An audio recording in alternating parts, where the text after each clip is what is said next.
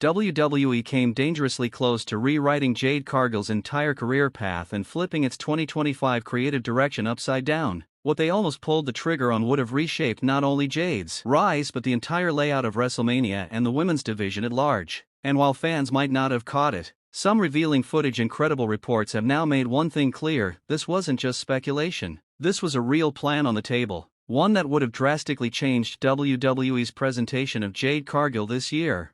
Let's start with the obvious. 2025 has been a breakout year for Jade. After debuting in late 2023 with a lot of hype and skepticism, she found her footing in early 2024 as part of a dominant tag team with Bianca Belair. They even held the WWE Women's Tag Team Championships together. But what made Jade's journey more compelling was the unexpected twist that saw her sidelined under mysterious circumstances. During a random SmackDown episode in November, Jade was shown unconscious on top of a car. At first, fans speculated she was injured, but conflicting reports made things unclear. She wasn't seen again for months and even missed the Royal Rumble, which only added to the mystery. When she finally returned at Elimination Chamber, it wasn't with a smile, it was with fury. She launched a brutal attack on Naomi that instantly turned her into one of the top villains in the women's division. From there, Jade went on an undeniable run. She faced Naomi at WrestleMania and defeated her. Then they ran it back at Evolution 2, and Jade beat her again. That alone would be a great run, but Jade capped it off by winning the Queen of the Ring tournament, defeating Asuka in the finals. Now, she's slated to challenge Tiffany Stratton for the WWE Women's Championship at SummerSlam, and Vegas oddsmakers have her as a massive -600 favorite to win. It's clear WWE is fully behind her now, but what if that wasn't the original plan? What if this entire build-up was Plan B? There are now reports, plus leaked production content, suggesting that Jade was originally supposed to win the Women's Championship earlier in 2025 or possibly even late 2024. Not only that, but she was penciled in to defend the title at WrestleMania. According to Dave Meltzer, Jade was part of WWE's initial creative blueprint to enter WrestleMania as the reigning champion. That might not sound all that shocking, but the kicker is her originally planned opponent, Nia Jax. Yes, the same Nia Jax who didn't even appear on the WrestleMania card in the final version. That would have thrown Charlotte Flair's trajectory out the window. It would have changed Tiffany Stratton's rise, and it would have rewritten the way fans view Jade today. So how did this all come to light? The recently aired docuseries WWE Unreal has been at the center of attention, while much of it focused on giving fans a behind-the-scenes look at superstars and their lives. The biggest surprise came in the form of actual creative meetings. In multiple episodes, the cameras captured the planning room whiteboards, something WWE typically keeps secret. One of the boards included early draft cards for Raw, SmackDown, and pay-per-views. One WrestleMania board featured Jade Cargill listed as the women's champion defending against Nia Jax. That single shot confirms so many behind-the-scenes whispers that fans previously dismissed as just rumors. Think about what that means. WWE almost skipped the Naomi feud, the Queen of the Ring win, and possibly even the match with Tiffany Stratton at SummerSlam. Had they pulled the trigger on Jade winning the championship early and heading into WrestleMania as champion, she wouldn't have needed the current storyline progression at all. That would have also meant no Tiffany Stratton cash-in, since Tiffany beat Nia Jax for the title in late 2024. So in this alternate timeline, maybe Nia never drops the title to Tiffany, or perhaps she does and Jade beats Tiffany immediately after. It's a whole butterfly effect that could have reshaped the women's division. One thing is certain: WWE chose the longer, more layered route with Jade. Instead of giving her the belt right away, they built her up with patience. They allowed her to get heat as a heel, to dominate Naomi, and to win a meaningful tournament. All of those things have contributed to fans now seeing her as a legitimate star. But it's worth wondering, had WWE gone with their original plan, would fans have bought into it? Or would they have seen her as overpushed and unproven? Timing is everything in pro wrestling. A premature push can backfire, and WWE knows that better than anyone. But what makes this scenario fascinating is that Jade was seemingly locked in for a major spotlight from the very beginning. That tells you how much faith WWE had in her from the start. Despite her AEW background, despite the criticism that she was still green in the ring, WWE saw something in her, enough to at least consider putting the top women's title on her within months of her debut.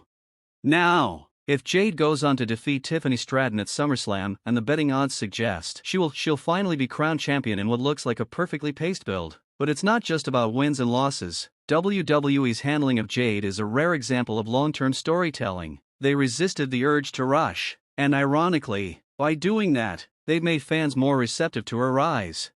But it also puts pressure on the payoff. If WWE botches her title win, or if she doesn't click as champion, fans could turn on her fast. It's happened before with others, and given the history of how WWE fans sometimes reject heavily pushed stars, it's something creative must be cautious about. Jade was once met with doubt and even some resentment, but teaming her with Bianca Belair helped humanize her and softened her image. That tag run gave her credibility, and the slow burn heel turn afterward gave her a compelling new direction.